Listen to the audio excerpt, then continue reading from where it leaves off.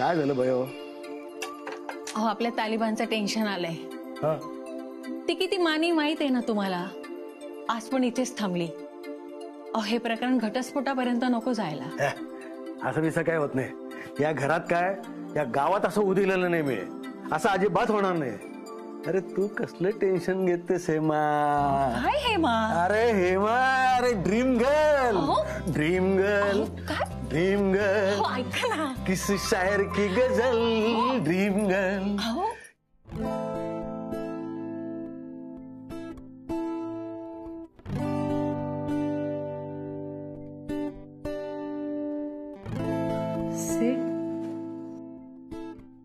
सिड, अरे बघेल कोणतरी.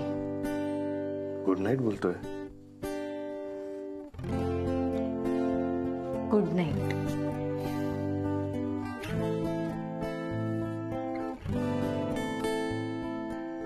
काय झालं? खरं सांगू सिड, आज तू खरं तर माझ्या जवळ असण्याची गरज आहे.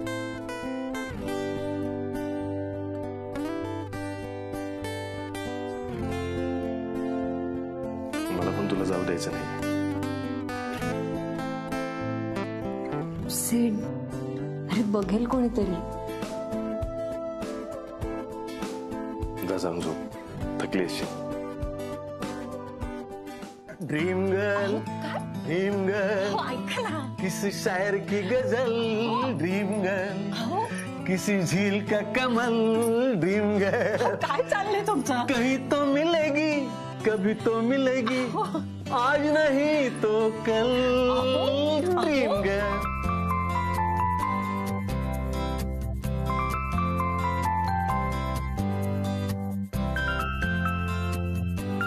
एखादा हाड निसते. अरे निष्ठू दे.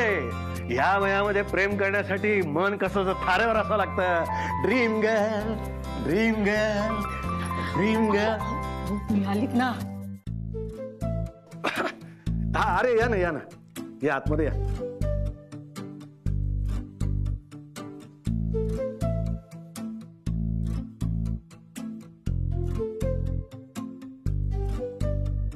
काय झालं आदिती? छान वाटतंय. इतकी वर्ष झाली तुमच्या लग्नाला, पण तरी सुद्धा तुमच्यातलं प्रेम अजूनही टिकून आहे. फ्रेश आहे. कसं काय? आम्ही जसे आहोत ना तसं एकमेकांना स्वीकारलंय आपल्या गुणदोषांसहित. तुला एक गुपित सांगू? आमची पण भांडणं व्हायची. खूप व्हायची. अगदी टोकापर्यंत जायची. मग आम्ही अबोला धरायचो. एकमेकांकडे रागाने बघायचो. असं रागाने बघताना त्याला कमी राग आलेला असेल ना, तो हळूच हसायचा. आणि तो हसला की दुसराही हसायचा. आणि मग भांडण मिटायचं. आपण करून दाखवायचं केलं. अहो कशाला? करू गे थोडी गंमत. बस इथं. हा आता आपण एकमेकांशी बोलत नाही.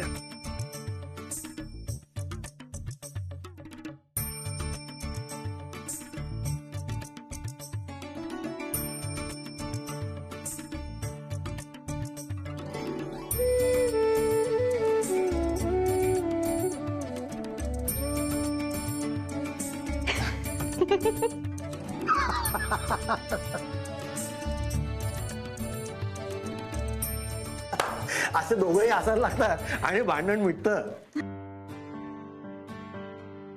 हे असं केव्हा होतं माहितीये? जेव्हा आपलं मत, आपला स्वाभिमान यापेक्षा प्रेम मोठं असतं. मग आपलंच भांडण क्षुल्लक वाटायला लागतं. खरंय. पण अजून एक महत्वाची गोष्ट आहे. आपली विनोद बुद्धी जागृत पाहिजे. मुख्य म्हणजे काय माहितीये का? स्वतःवर हसता आलं पाहिजे. ते खूप महत्वाचं असतं. एकदा स्वतःवर हसता आलं ना की तुमचे निम्मे प्रश्न तिथे सुटतात. तात्या बयाजी, माझा एक मित्र आहे. त्याच्या आई वडिलांमध्ये सारखी भांडणं होत असतात. म्हणजे तो सारखा खूप रडत असतो या कारणांमुळे. आणि त्याची एक इच्छा आहे की त्याच्या आई वडिलांनी परत एकत्र यावं म्हणून. त्यासाठी काय करावं लागेल? अरे लग्न, संसार, प्रेम हे नात्यांप्रमाणे बदलतात. त्याचं असं कुठलंही गणित नसतं. पण आमच्या पुरतं सांगायचं म्हणलं ना तर आम्ही बाहेरचे कुठलेही ताणतणाव म्हणजे ते कामाचे असतील किंवा कुठलेही असतील हे कधीही घरापर्यंत येऊ देत नाही. समजा आले तर एकमेकांपर्यंत पोचू देत नाही. आणि सिद्धू, समाजात आपल्याला काय स्थान आहे यापेक्षा आपल्यावर प्रेम करणाऱ्या आपल्या समोरच्या माणसाच्या मनात आपलं काय स्थान आहे हे एकदा जाणलं ना की प्रेम टिकतं. काय काय काय झालं? काही नाही. टचवूड. अगं हे काय ग? भयो आजी, तुम्ही कशी माझी दृष्ट काढता तसं शहरात नजर काढायची असेल तर हे असं म्हणतात. तुम्हा दोघांच्या प्रेमाला कुणाचीच नजर लागू नये. अरे काय झालं हिला? बहुतेक तिला तिच्या आजी आजोबांची आठवण आली असेल. ते पण असेच एकमेकांवर खूप प्रेम करायचे. आता ती या जगात नाहीये. मी बघतो. Good night. Good night. Good night.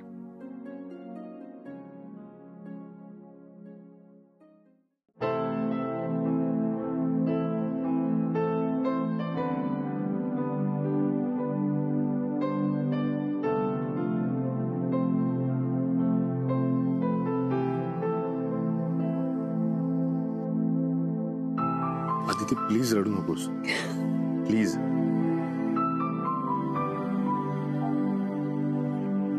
बरं जा, आता जाऊन झोप जा. अरे झोप येत नाहीये म्हणूनच इथे आले आणि अजिबात साड होऊन रडत नाहीये मी. ते तात्या आणि बयोबाईंना बघितलं आणि खूप गोष्टी मनात आल्या म्हणून रडू आलं. काय? सीट, तात्या अगदी बरोबर बोलत होते. माझ्या मॉम डॅडनी बिझनेसचं प्रेशर, स्ट्रेस, समाजातलं त्यांचं स्टेटस या सगळ्या गोष्टी आणल्या नात्यात. मला आठवतंय ना, आम्ही सगळे पॅरिसला फिरायला गेलो होतो. तिथे सगळे कपल्स फान हरपून हातात हात घालून बसले होते आणि मॉम डॅड ते फोटो काढण्यात बिझी होते. लोकांना फोन करून सांगण्यात बिझी होते. पॅरिसला फिरून येण्यात स्टेटस असतो. लोकांना दाखवण्यासाठी फिरायला जायचे रे ते, एकमेकांना वेळ देण्यासाठी नाही. एकमेकांना माणूस म्हणून बघितलंच नाही त्यांनी कधी, म्हणून त्यांच्यातलं प्रेम संपलं. हे प्रेम परत कसं आणायचं?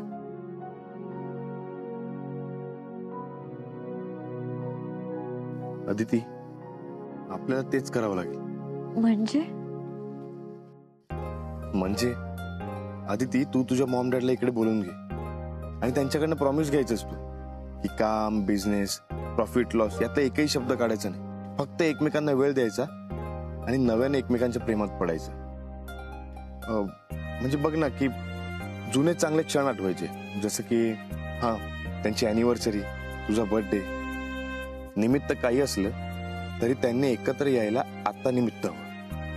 म्हणजे ते कोण आहेत, काय करतात, मुंबईत त्यांचा मोठा बिझनेस आहे, कुठे राहतात, ते सगळं त्यांनी बाजूला ठेवायचं आणि फक्त एकमेकांना वेळ द्यायचा. कदाचित यातूनच प्रश्न सुटेल. खरंच? प्रयत्न तर करून बघूया. अदिती, आता दसरा येतोय. तू लवकरात लवकर त्यांना फोन करून इकडे बोलून घे. चालेल. सेठ, मॉम डॅडचं माहित नाही, पण तात्यांनी सांगितलेलं आपण लक्षात ठेव. आपलं प्रेम सुद्धा असंच टिकायला हवं. ही आपल्या दोघांची जबाबदारी. मला सुद्धा तुझ्या बरोबरच म्हातारं व्हायचं. हो का आजीबाई? हो आजोबा. बरं, माझा चष्मा कुठे ठेवलाय तुम्ही? माझी कवळी आहे ना, त्याच्यावरच ठेवलाय.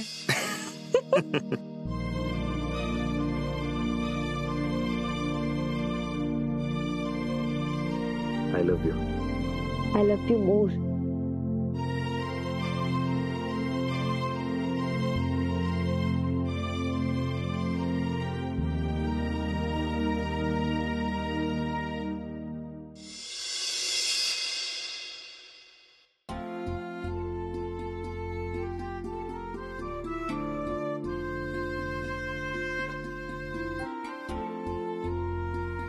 बयो आजी, अहो तुम्ही मातीत का हात घातलेत? हात खराब झालेत तुमचे. आणि एवढी माती कोणी आणून टाकली इथे? अगं बेडाबाई, शेतकऱ्याची बायको आहे मी.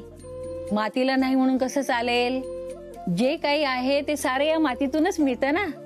हे सुख, ही समृद्धी, हे सारं काही तिचंच देणं आहे. बर, मी ही माती साफ करायला मदत करते तुम्हाला.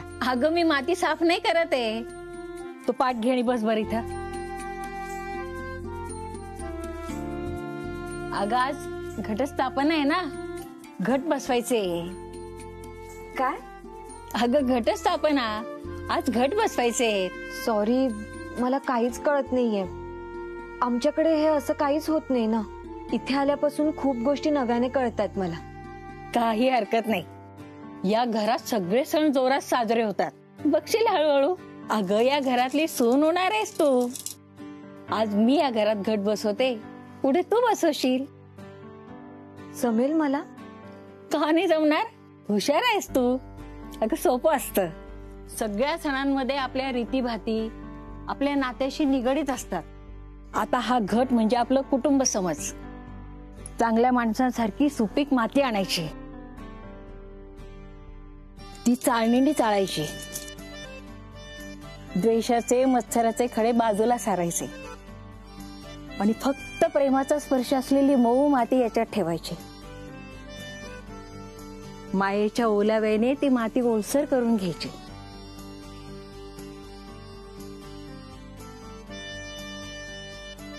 आता ही 7 प्रकारची धान्य म्हणजे नाती पेरायची. धान्य मातीत मिसळायची.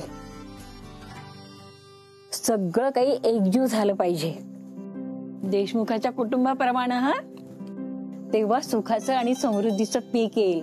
मग कितीही वारा आला तरी पिकं आपली मुळं घट्ट करून मातीत उभी राहतात.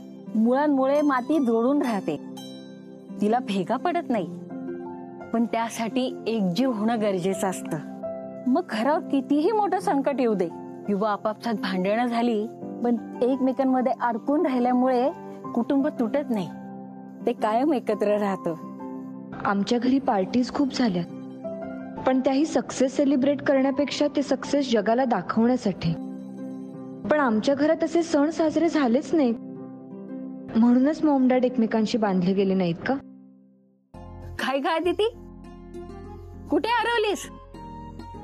काही नाही. किती छान समजावून सांगितलं तुम्ही. आणि काय हवं? हळूहळू सारं काही समजेल तुला. हुशार आहेस तू. आणि काय ग, तुझा तो होणारा ढब्बू नवरा कुठे? काय? ढब्बू? त्यालाच तर शोधतीये, पण कुठे लपून बसलाय काय माहित.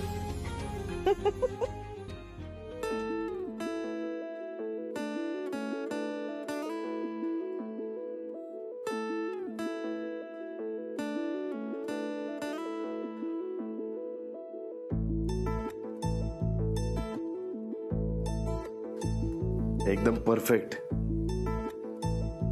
हे बघून आधी ती खुश होईल. तिला जेव्हा कळेल की आजच्या दिवशी आपण पहिल्यांदा भेटलो होतो हे माझ्या लक्षात आहे, तर ती अजून आनंदी होईल.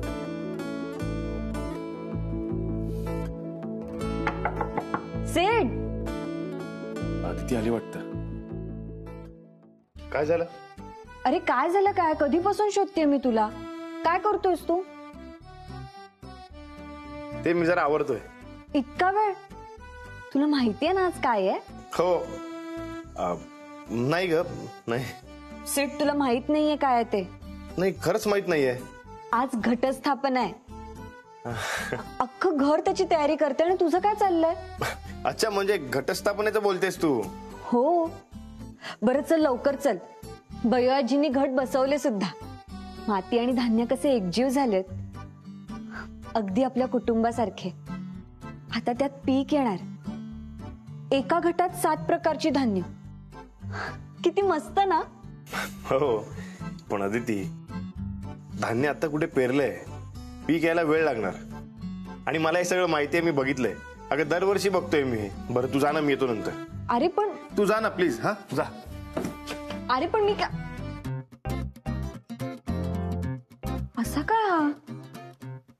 ह्याने पाहिलंय सगळं, पण माझ्यासाठी नवीन आहे ना. मला वाटलं विचारेल, तुला कसं माहित एवढं? पण ह्याला तर काही कौतुकच नाहीये.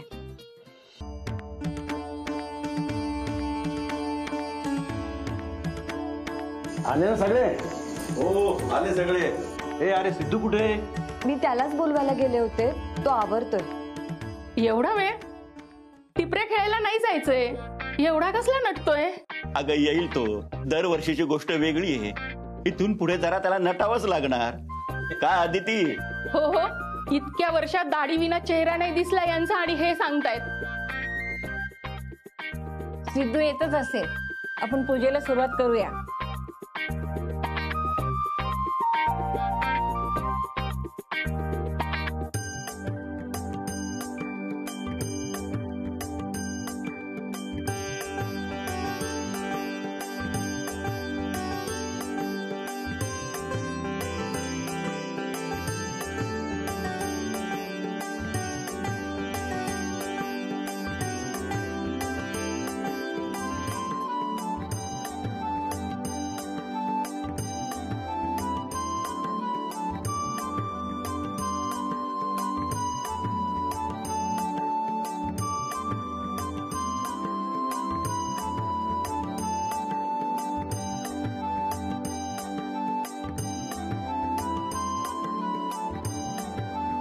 आई अंबाबाईचा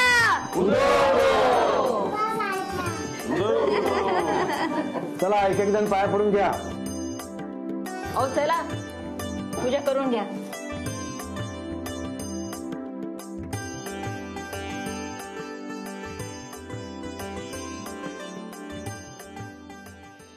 थांब थांब, हळू हळू हळू.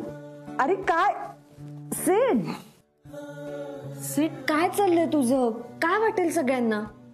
कोणी बघितलं नाहीये आणि काय हरकत आहे? अगं माझी होणारी बायको आहेस तू, आणि तसंही मला तुला सरप्राईज द्यायचं होतं. सरप्राईज? हो.